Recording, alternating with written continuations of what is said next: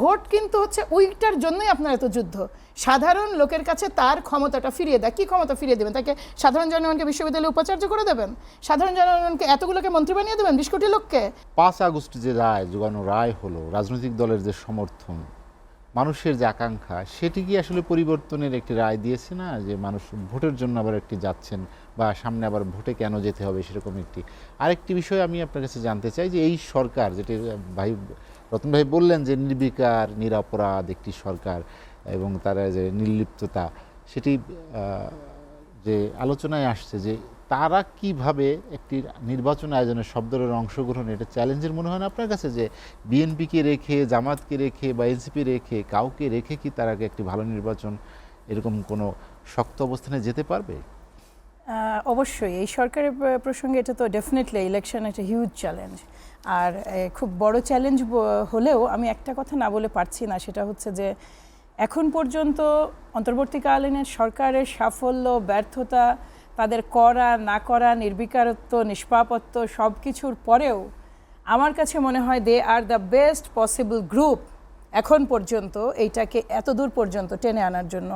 5ই আগস্টের অভ্যুত্থানের আগের রিয়ালিটিটা যদি আমরা মাথায় রাখি, সেটা হচ্ছে যে বাংলাদেশ সব অর্থে প্রতিটা অংশ একেবারে ডিস্টর্টেড একটা সিস্টেম, এবং এই সিস্টেম এমন একটা ভয়ঙ্কর, মানে এমন একটা কি বলবো, ভেঙে যাওয়া একটা সিস্টেমের দায়িত্ব নিয়েছিলেন এইসব বর্তমান অন্তর্বর্তীকালীন সরকার, যেটা আমার শ্রদ্ধেয় সম্মানিত তরুণ আর সহ আলোচক বললেন যে বাংলাদেশ জাতীয়তাবাদী দল নতুন করে মানে লন্ডন সফরের পর থেকে ডক্টর মোহাম্মদ ইউনূসকে সমর্থন দিচ্ছে। বিষয়টা সঠিক নয়। বৃহত্তম রাজনৈতিক দল হিসেবে আমাদের কিন্তু একটা বৃহত্তম প্রভাবও আছে।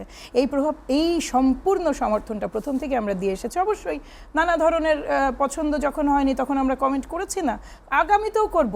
রাজনৈতিক দল তো আমরা, এবং সরকারের সাথে সংশ্লিষ্ট দল নই। যেভাবে এনসিপি কমেন্ট করছে এখন নানা বিষয় নিয়ে, সরাসরি ডক্টর মোহাম্মদ ইউনূসকে টেনেই তো নানা ধরনের মন্তব্য আমরা শুনছি।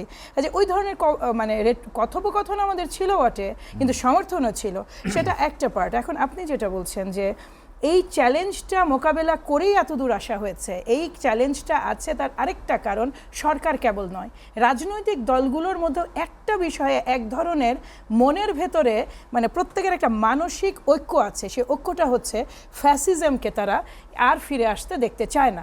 তা এনসিপির হয়তো এই ফিরে আসতে না দিতে চাওয়ার ওয়েটা আলাদা, তারা হয়তো তাদের মতো এটার রেমেডি বা এইটার প্রতিরোধের জায়গাগুলো তৈরি করছে। বাংলাদেশ জাতীয়তাবাদী দল একেবারে দীর্ঘদিন ধরে রাজনীতি করে আসা দল, বিগত সময় সরকারে থাকা দল, তাদের নিজস্ব ওয়ে প্রতিরোধের তারা তাদের ওয়েতে চেষ্টা করছে।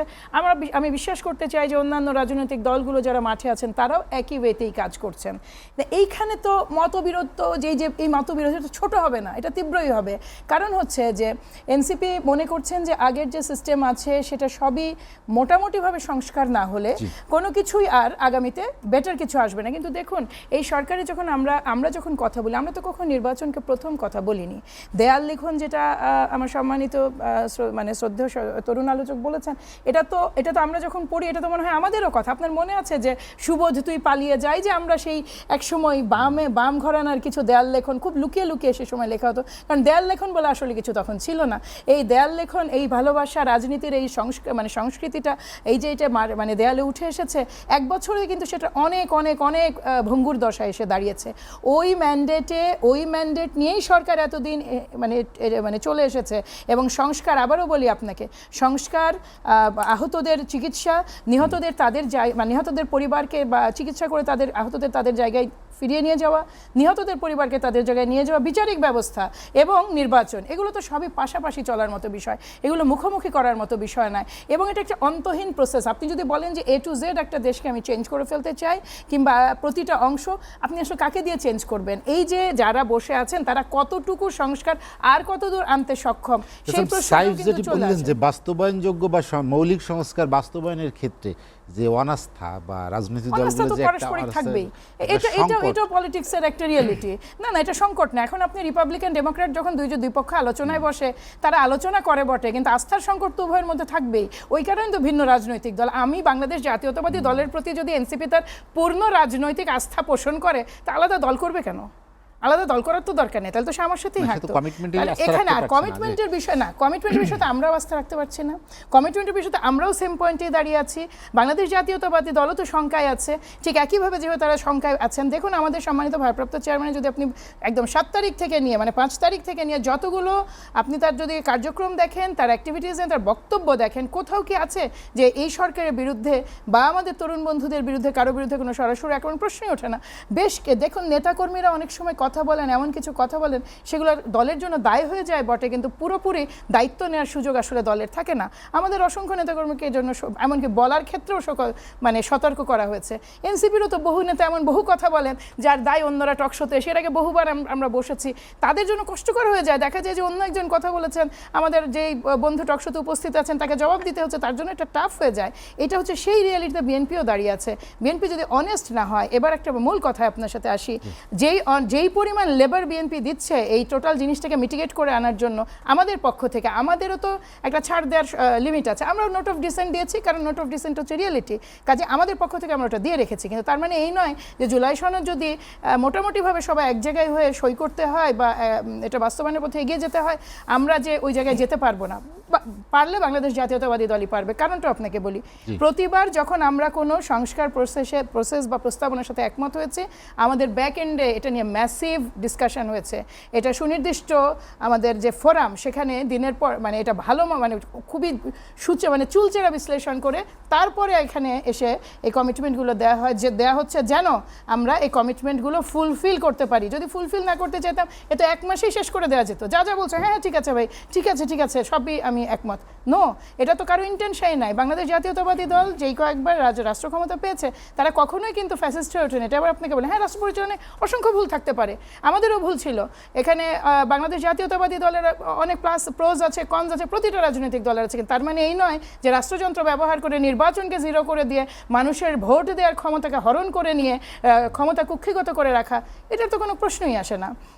এই জায়গাটায় একটা মানে বাস্তবতা হলো যে আমরা ছেড়ে দিই ঐক্যমত্য কমিশনের ওপরে আমাদের সম্মানিত তরুণ বন্ধুদের দল যাচ্ছেন, তাদের দায়িত্বপ্রাপ্ত ব্যক্তিরা যাচ্ছেন, আমাদের দল থেকে দায়িত্বপ্রাপ্ত ব্যক্তিরা যাচ্ছেন, রতন ভাইদের দল থেকে দায়িত্বপ্রাপ্ত ব্যক্তিরা যাচ্ছেন, ইনারা সবাই বসছেন, আলোচনা করছেন, মূল লক্ষ্যই তো ওইটা। আর আরেকটা জিনিস আপনি যেটা বললেন ভোটের কথা, যে এইটা যে কোন ভোট কিন্তু হচ্ছে ওইটার জন্যই আপনার এত যুদ্ধ। সাধারণ লোকের কাছে তার ক্ষমতাটা ফিরিয়ে দেয়। কী ক্ষমতা ফিরিয়ে দেবেন? তাকে সাধারণ জনগণকে বিশ্ববিদ্যালয়ে উপাচার্য করে দেবেন? সাধারণ জনগণকে এতগুলোকে মন্ত্রী বানিয়ে দেবেন 20 কোটি লোককে? তাহলে কি রাইটটা আপনি তাকে আসলে দিবেন? আপনি কোন রাইট দেবেন? তার বেটার বেঁচে থাকা, তার বেটার বেঁচে থাকার জন্য তার মতামত প্রয়োগের সুযোগ, তার মানবিক অধিকার এবং মানবিক মর্যাদা এগুলো সুনিশ্চিত করা। ভোট ছাড়া আপনি কিভাবে নিশ্চিত করবেন? আপনি তাকে মতামতই দিতে দিচ্ছেন না, যে তুমি তো ওয়াল লিখন দিয়েছো, তুমি তো আপরাইজিংয়ে রাস্তায় ছিলে, কাজে তুমি তো সরকারকে মতামত দিয়ে দিয়েছো, এখন তুমি ডান, এখন তোমার হয়ে সব আমি করবো না। তাকে তার ভোটাধিকারটা ফিরিয়ে দিন, যেটা সবচেয়ে আগে হাসিনা হরণ করেছে, যেটা থেকে ফ্যাসিস্ট করেছে। ভাইয়ের সাথে আমি এক বিষয়ে একমত, সংবিধান তো একটা দলিল মাত্র। এটাকে ডিস্টর্ট করার কাজগুলো, এটা আপনার মেন্টালিটি এবং চেক অ্যান্ড ব্যালেন্সটা করতে পারাটা সত্যিকার অর্থে রাজনৈতিক দলের সদিচ্ছা ছাড়া। এবং আরেকটা কথা আপনাকে বলি, এই জায়গাটায় বিচারিক প্রসেসের কথাটা চলে আসে।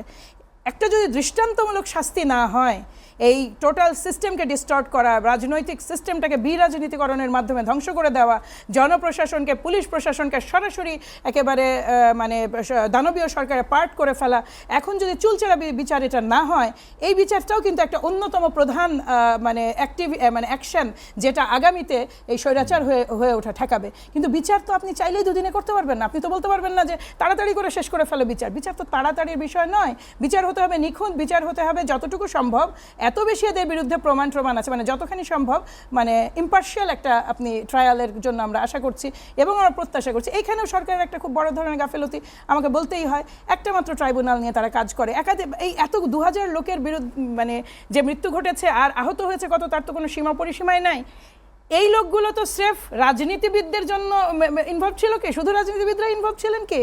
এটার পেছনে যে জনপ্রশাসন ছিলেন না, এটার পেছনে পুলিশ প্রশাসন ছিলেন না। আসলে কয়জন সচিবকে আপনি দেখেছেন আসামি হয়েছে? আপনি উপসচিব যুগ্ম সচিব একজন দেখেন তো আসামি হয়েছে? এই যে ধরেন ফেইলিয়ার যদি বলেন সরকার, এটা হচ্ছে সবচেয়ে বড় ফেইলিয়ার। এটা এত বড় ফেইলিয়ার যে আপনি যখন সিস্টেমের ভেতরে তাদেরকে ইন্টিগ্রেটেড রেখে দিচ্ছেন, পুলিশ প্রশাসন যে অ্যাক্টিভ হয়ে উঠবে, আপনি মব সংস্কৃতি নিয়ে কথা বলছেন, আপনি অন্যান্য জিনিস নিয়ে কথা বলছেন। আইন শৃঙ্খলা যদি একটা দেশে প্রপার থাকে, 60% ফাংশনাল হয়ে গেলে কিচ্ছু থাকবে না। কিন্তু 60% ফাংশনাল হবে কোত্থেকে? তারা তো দেখছে তাদের যারা বস ছিল আগে, যারা অর্ডার করতো যে কুলি করো, তারা এই মন্ত্রণালয় এই বিষয়গুলো নিয়েও কিন্তু অন্য রাজনৈতিক দলগুলোর একটি বড় অভিযোগ আছে যে আইন শৃঙ্খলা পরিস্থিতি এখন স্বাভাবিক না, এটা আইন শৃঙ্খলা পরিস্থিতি প্রতিদিন আরো খারাপ হবে, এটা আর স্বাভাবিক হবে না। ভোটের পরিবেশ তৈরি হয়নি সেটা না, বলছে তারা। ভোটের পরিবেশটা আমি এবার আপনাকে বলি, আইন শৃঙ্খলা পরিস্থিতি কিন্তু আরো ভয়াবহ দাঁড়াবে। রিজন হচ্ছে যত দিন যাবে কন্ট্রোল লুজ হতে থাকবে, কারণ হচ্ছে আপনার ফ্যাসিস্ট যেটা সরকার, তার কিন্তু ফ্যাসিস্ট গ্রুপ পালিয়ে গেছে, তাদের হিউজ মানে টিম দাঁড়িয়ে আছে এখানে। তারা ভিন্ন চেহারায় আছে, ভিন্ন ইয়েতে আছে। আপনি প্রশাসনে দেখুন, আপনি গণমাধ্যমে যেদিকে তাকাবেন তারা আছে। তারা যখন দেখছে এক বছরে ভালো একটি ভোট কিভাবে নির্বাচনটা একটা ভিন্ন জিনিস। নির্বাচনে যদি এক সেনাবাহিনীর সদিচ্ছা থাকে, এবং আরেকটা কথা হচ্ছে যে বিশেষ করে আইন শৃঙ্খলা রক্ষাকারী বাহিনী যে কয়জনই আছে, গতবারে যেটা আমি এর আগে একটা টকশোতে আলোচনা হচ্ছিল, একটা আমব্রেলা ছিল বিগত সরকারের, ভোট যে কোনো মূল্যে ভোটটা নিয়ে আসুক, রাতে আনুক, ফজরে আনুক, রাত 3টায় আনুক, কিছু আসে যায় না, এনে দিলে তাদের জন্য ছিল ইমিউনিটি অ্যান্ড রিওয়ার্ড। সেই যে ইমিউনিটি এবং রিওয়ার্ড প্রদানকারী ব্যক্তিবর্গ কিন্তু কেউ আর দেশে বসবাস করছে না, তারা কিন্তু বহুদূরে নিজেরাই শরণার্থী হয়ে বসে আছে। ফলে এদের কাছে টাকা পৌঁছাচ্ছে, এদের কাছে পরিকল্পনা পৌঁছাচ্ছে, কিন্তু ইনারা ওই মানে যেইভাবে মানে একেবারে ওপেন তারা ইলেকশনকে একেবারে রিপ অফ করতে পেরেছে বা ধ্বংস করে দিতে পেরেছে বা ছিনতাই করতে পেরেছে, এটার কোনো সুযোগই নাই। এতগুলো দল কি জন্য আছে? এতগুলো দলের মানে সহযোদ্ধা আমরা যারা মাঠে, আমরা কেন আছি? নির্বাচন আজ হোক না হোক কাল, আপনাকে আমি বলি 6 মাস পরে হোক, 2 বছর পরে হোক, দিতে হবে না? তখন কিভাবে দিবে? তখন সিচুয়েশন কি হবে? পুলিশ কিভাবে? আপনি যদি ডে বাই ডে দেখেন, আপনি গ্রাফ দেখেন, এভরিডে কিন্তু ডিটোরিয়েট করছে। আপনাকে আমি বলি, এই মানে আপনাকে 4 মাস আগের আইন একটা মানবাধিকার রিপোর্ট বলি, 29 জন বিচার বহির্ভূত হত্যাকাণ্ড আছে এই সরকারের আমলে। আপনি এটা কি জবাব দেবেন? আপনার গড়ে প্রতিদিন 11 জন খুন হচ্ছে দেশে, এবং এই সংখ্যাটা অনেক বেশি বাড়ছে। নারীদের নিরাপত্তা, এটা তো বলার মতো কিছু বিষয়ই না।